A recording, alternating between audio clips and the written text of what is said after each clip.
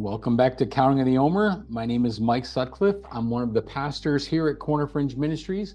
Today is day 8, bitterness in the waters. Exodus 15:22 through 24 reads, Then Moses had Israel set out from the Red Sea, and they went out into the wilderness of Shur. And they went 3 days in the wilderness and found no water. And they came to Marah, and they could not drink the waters of Marah, for they were bitter. Therefore it was named Marah. So the people grumbled against Moses, saying, What shall we drink? The wilderness of Shur wasn't just a dry place, it was a dangerous one. To walk 3 days without water is to walk 3 days in desperation. The heat, the silence, the uncertainty, it all builds. And then finally, water. But now it's undrinkable, bitter, disappointing. The people do what most of us would. They complain. But what God is doing here is deeper than thirst.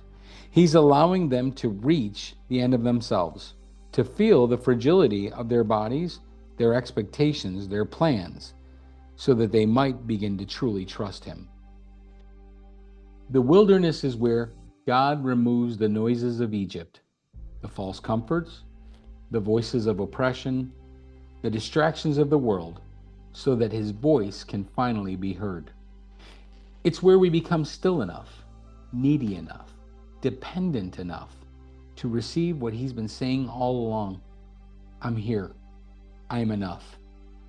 At Marah, God didn't just reveal the bitterness of water, He revealed the bitterness still inside the people.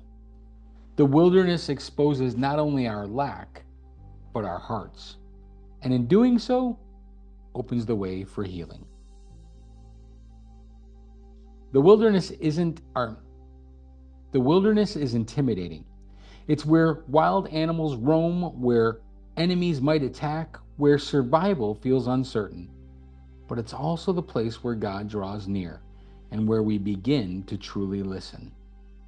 Have you noticed that when you're at the end of your strength, your prayers change? When you're out of options and you're finally open to hearing what God's been trying to say all along? That's the gift of the wilderness. God doesn't lead us into these places to punish us, but to prepare us, to remove the old voices that once defined us, and to teach us the sound of His voice, to replace panic with peace, to move us from the self-reliance to sacred dependence. You may be at your own Marah, where expectations failed, where things that once looked promising turned bitter. But this is not the end. This is the moment where God begins to show you what it means to trust Him, not just as deliverer, but as provider, as healer, as the one who brings sweetness out of what once brought pain. So let me ask you a question. Can you remember a time when your disappointment became a turning point for deeper trust? What is the bitterness God might be revealing in your heart right now, not to condemn you, but to heal you?